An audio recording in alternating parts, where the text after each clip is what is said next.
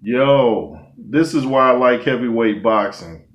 I mean, the feeling you get right before the bell sounds for the first round of a heavyweight title fight, or doesn't even have to be a title fight, just a big match that you've been wanting to see. I mean, that's the best feeling, from any sport. You don't get that from the Super Bowl.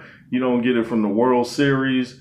You don't get it from hockey. I mean, so on and so on. I mean, boxing is just the best sport. I don't get it from UFC, even if it's a fight that I want to see. You don't get the same feeling you get from boxing. At least I don't. Maybe some others feel differently.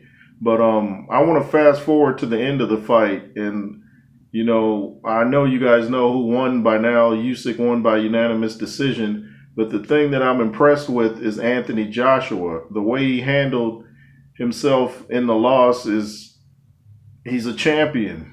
He's all man. You see how he handled that Wilder fan, boys? He didn't make any excuses. He said it was a lesson. He's not going to go, he's not the kind to go sulk. He's not going to go cry in his room. He's going to go back to the gym and get better. You see, that's how you handle that, fanboys.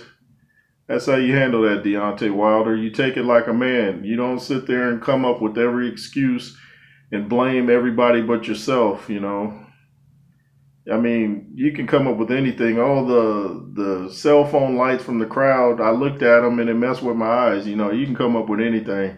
And people actually take it and run with it and act like that's a, legitimate excuse.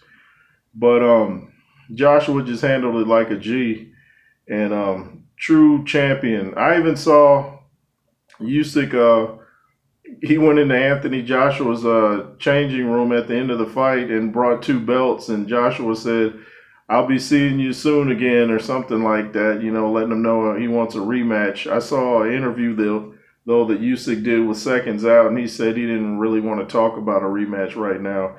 He said, that keeping that pace for 12 rounds with AJ was very tiring. And actually, they both got eye bruising. Joshua's got bruising, and Usyk actually looks more beat up than Joshua. He's got a couple cuts, and he's got to let that heal, I guess, even though it's mainly bad under the eye, kind of like Caleb Plant's cut that he suffered at the press conference with Canelo Alvarez. But like I said, these are two class acts. Applause to Usyk and Joshua. They helped bring boxing back at the end of the year when boxing's been pretty slow this year, to say the least. They helped bring it back with the great fight. Dillian White was in attendance, and he said he had Usyk winning by 2 rounds. He said, but they're going to give it to Joshua. And then when Joshua actually didn't win, he looked kind of down. He was talking to some of Joshua's buddies in the crowd. He was trying to get up to the ring to console AJ.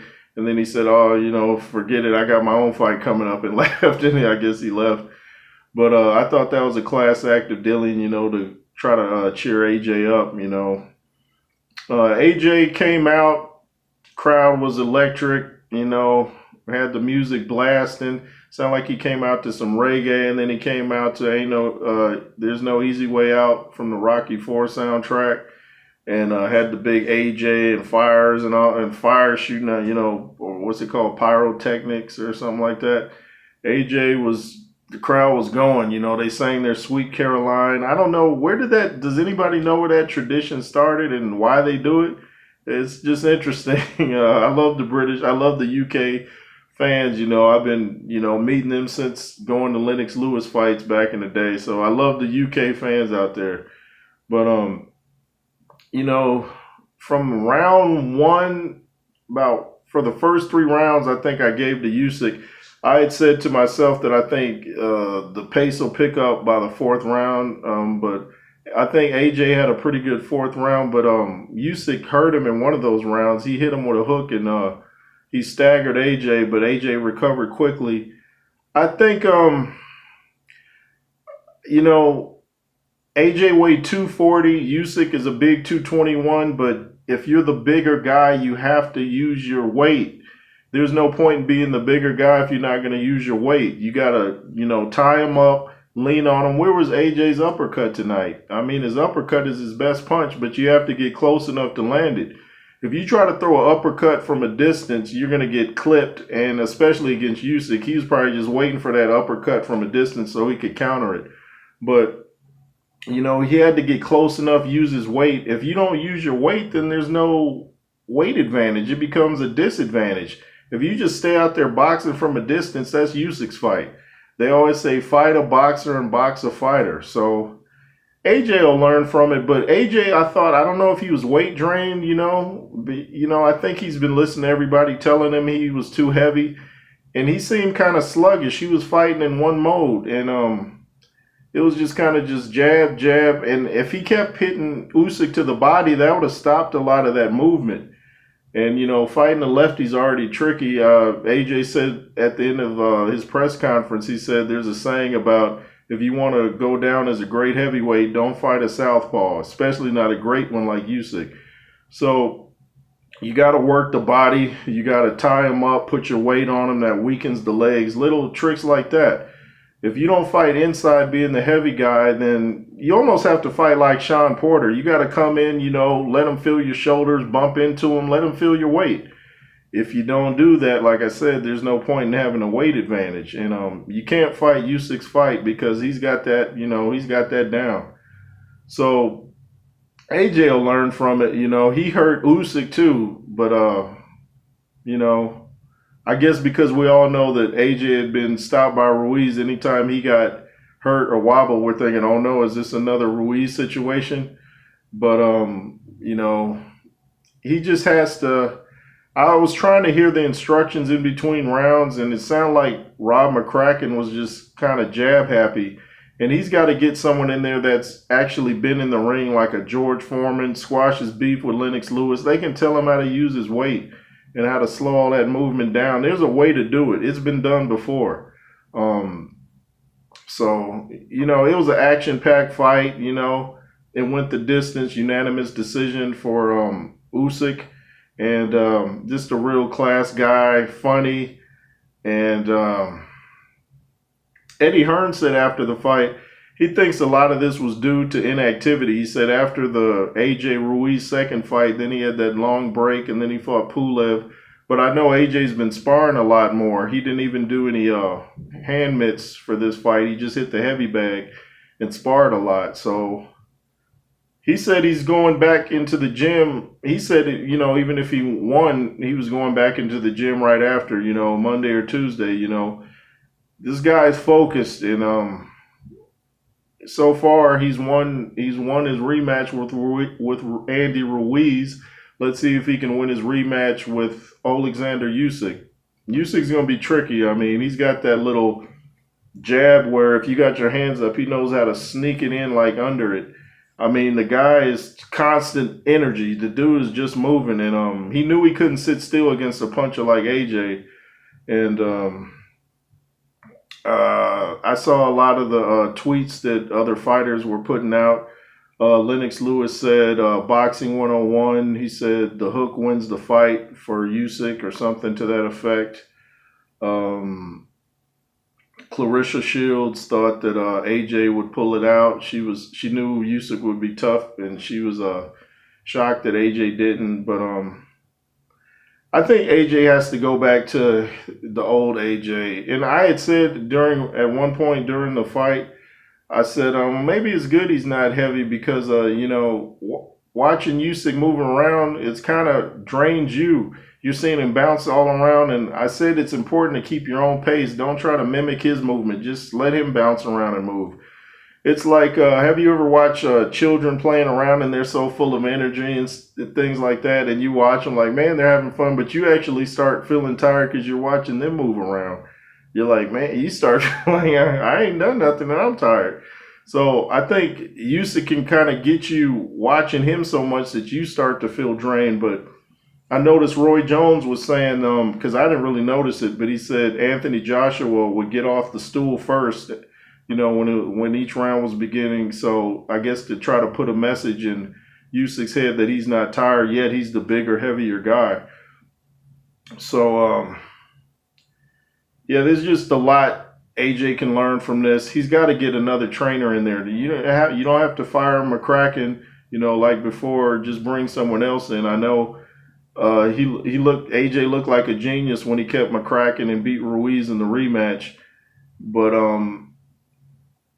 he still has to bring someone in there. I believe Lennox Lewis said McCracken's not used to training heavyweights. He said that before, leading up to the rematch with Andy Ruiz. But he's got to get a heavyweight in there that can teach him how to use his weight. And if he comes in bigger in the rematch, he's definitely going to have to use his weight, because Usyk is going to outpunch him. It's if he's at a heavier weight, I'm sure he'll outpunch him. But Anthony Joshua's got to sit down on his punches and make them count. He just seemed, I don't know if it's because he was fighting a former cruiserweight, but he didn't seem as fast tonight watching AJ next to Usyk. His punches seemed really slow and telegraphed. And he was almost reaching with that right, And, I don't know if he burnt all his energy on that ring entrance or what. But you definitely need to conserve your energy when you're going in the ring against Alexander Usyk. You've got to save every bit, because that dude he's fainting, he's twitching, he's moving back and forth. I mean, and he hit Anthony Joshua with 3 straight lefts. Joshua was getting caught early with that straight left. But at one point near the end of the fight, he caught him with 1, 2, paused, and then hit him with a third. And it's just tricky fighting a southpaw. They tell you got to keep your left leg on the outside of their right leg, and it's real tricky. When I used to box in the gym, it seemed like everybody I boxed was a southpaw, and it was real tricky. You get hit way more than you would get hit by a conventional fighter. So there's a lot of things AJ can improve on. There's I know people are going to say he's the underdog in the rematch, which, he should be. But I believe Dillian thinks that Joshua lost a lot of, I guess he thinks, as he puts it, Joshua lost. I guess he's trying to say the will to go to war, I think he thinks he was too hesitant, and it's just, I know when you're fighting a guy that's moving around like that, he almost was overthinking, and you can't overthink in there. You got to just react. But I guess he was thinking, okay, now if I throw this, he's going to come back with this, or come back with 3 punches to my 1. So it's a lot. Usyk is going to be tough. I mean, who do you guys think would win a rematch? Say AJ brings in another trainer. And, who do you think if Usyk ends up fighting Fury, who do you favor in that? That would be an interesting fight. But Usyk is here. He's champion. Salute to Alexander Usyk. Salute to Anthony Joshua. 60-some thousand people in attendance, Sweet Caroline. I'm just curious where that came from, where that tradition came from. Love the UK fans. The UK fans, man, they go all out. Anyway, this is N.W.J. Thank you for watching. Let's make sure this page takes off like a car with the brakes off. And that's bars. Hello, boxing aficionados. This is Stacey Dash, and welcome to N.W.J., the world's most dangerous boxing page. At a time where truth is dangerous, Jay pulls no punches. So get your hands up and keep swinging. And don't forget, subscribe. Peace. Hello, boxing aficionados. This is Stacey Dash, and welcome to N.W.J., the world's most dangerous boxing page. At a time where truth is dangerous, Jay pulls no punches. So get your hands up and keep swinging. And don't forget, subscribe.